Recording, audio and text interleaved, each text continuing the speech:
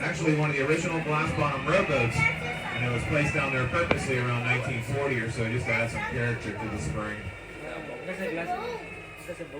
25 feet, again those depths are deceiving due to that clarity. I'll swing over here, I'll point this spring opening out to you guys because this one's easy to overlook. It's only about the size of a manhole cover. And you'll see this dark hole right over here. Wait for it, wait for it. Okay, we got to be real careful on these windy days. There we go. There's going to be a dark hole right over here for you guys. The sunlight will start to hit it here shortly. And you'll see the grass moving around with all the water that's rushing out of it. That's what's called a vertical vent there. You guys see it down there, a little mysterious hole. That's what's called a vertical vent. It's a very powerful spring. Sometimes you can feel it pushing this boat around. Back when I was a kid, if you notice how the bottom's glimmering like that, that's the shell and the limestone that I was describing earlier. But I like to call it snow dust because back when I was a kid, they used to decorate in this spring, and they called it Christmas tree spring. Oh, I see that. We'll swing back over top of this boat here on the way out.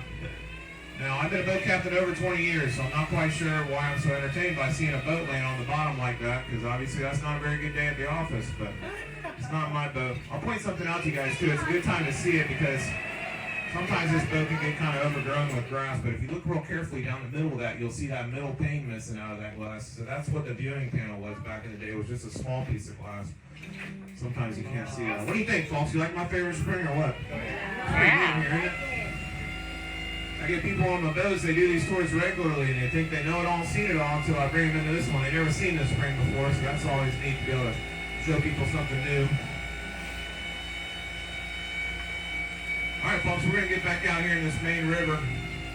We'll start working our way back up against this current here, and it's going to be a great time for questions. If anybody's got any questions for me, I'll try my best. I'll try my best to make something up very entertaining for you. How's that sound? Nobody got any questions out there? I guess I'm covering it pretty good then. I got a question. You can paddle down. There's a couple ways you can paddle down. So if you don't have your own paddleboard or kayak, we rent them here in the park. There's a couple ways you can do it. They got 1 hour, 2 hour, and all-day rentals. And so if you do a short one, you can paddle down a mile. And there's a canal that's cut that comes back around and it parallels this all the way back up to the park, so you don't got to go against this current. The Silver River flows 5.5 miles, and there's a boat ramp down there called Ray Wayside. So if you do an all-day paddle, you go down there and you can arrange for the outfitter to pick you up and bring you back. You don't got to paddle back up current. That's the way to do it. It's beautiful down this river. There's no houses, anything. It's nothing but nature. Oh, there's this swimming along the Lake of the Silver River. I'll show these turtles to you guys. I know everybody loves those turtles.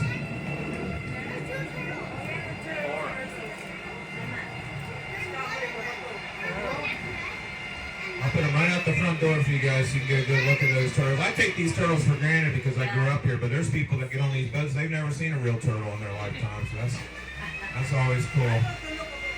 Now you know what they call it when there's a bunch of turtles on one log like that? They call that a shell station. Look, Yeah, there's a turtle. I warned you. I gave you fair warning earlier, didn't I? One day you might use that joke, and then you're going to be just as bad as me. Wow. Shell station. See those turtles? Those are called slider turtles.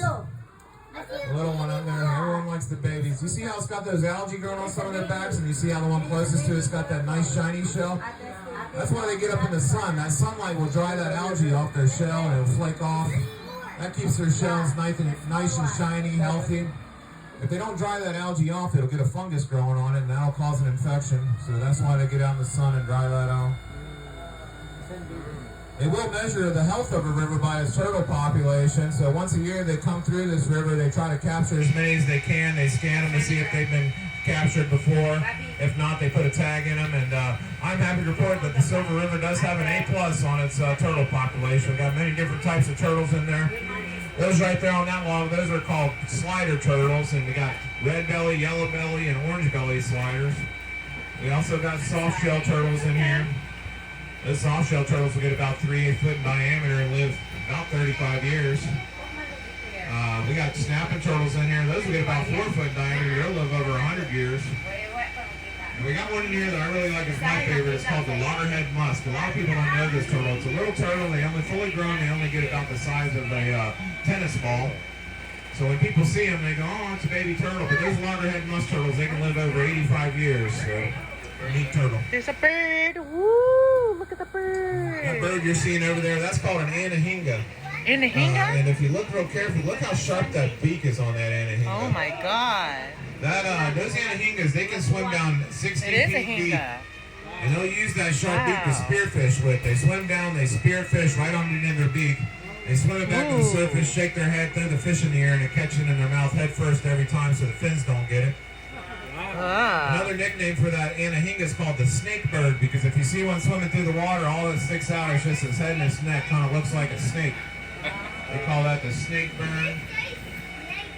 Now, does anybody know why they stand there with their wings spread like that? Cool. Yeah, no.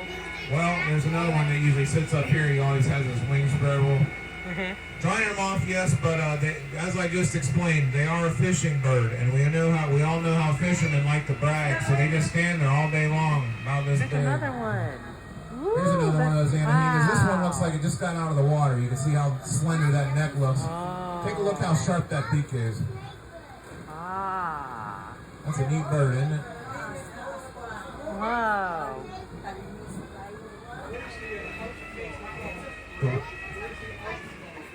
The what go? The outflow. Where does the Silver River flow is the question. So the Silver River has about 120 springs along the length of it. It produces about 810 million gallons of water every day.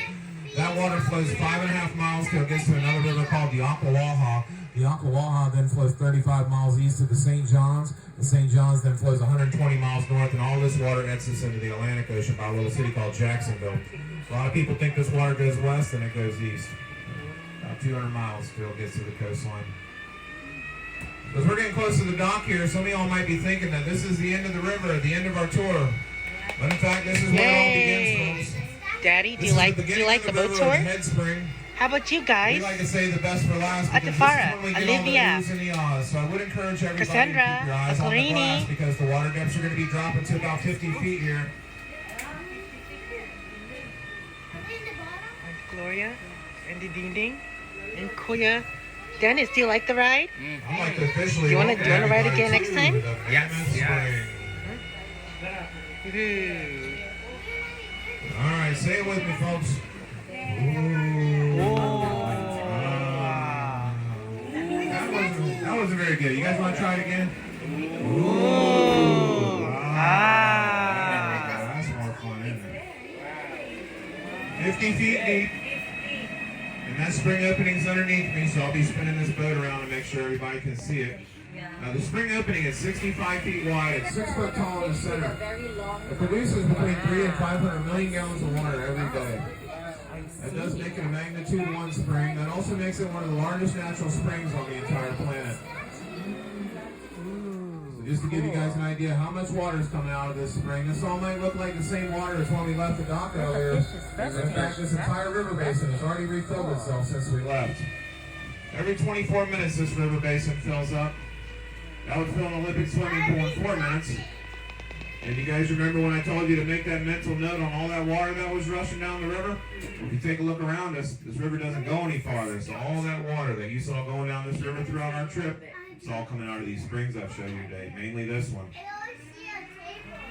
This water that we're sitting on right now, it will be in the Atlantic Ocean in just 4 days.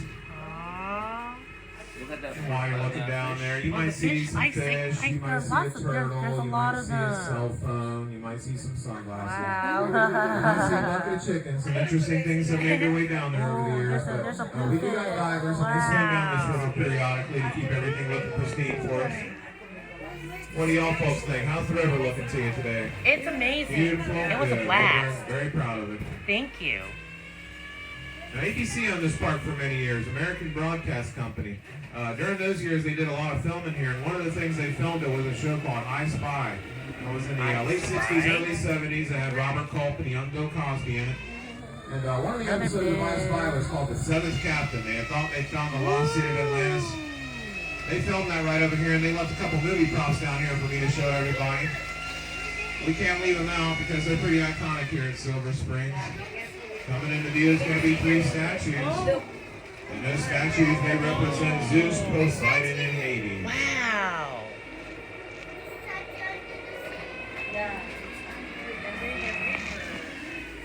The statues, they're in 30 feet of water. They stand 7 feet tall. They will be down there for a very long time because they are made out of an ancient building material called fiberglass. Wow. All right, did I hit my quota? Yeah. And those statues, they were later used in some James Bond movies.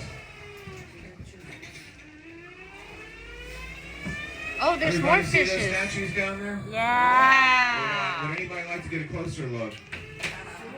Yeah. A couple ways you can do that. One way you're going to get wet, you'll probably get a complimentary escort out of the park, but you know, you only live once, right?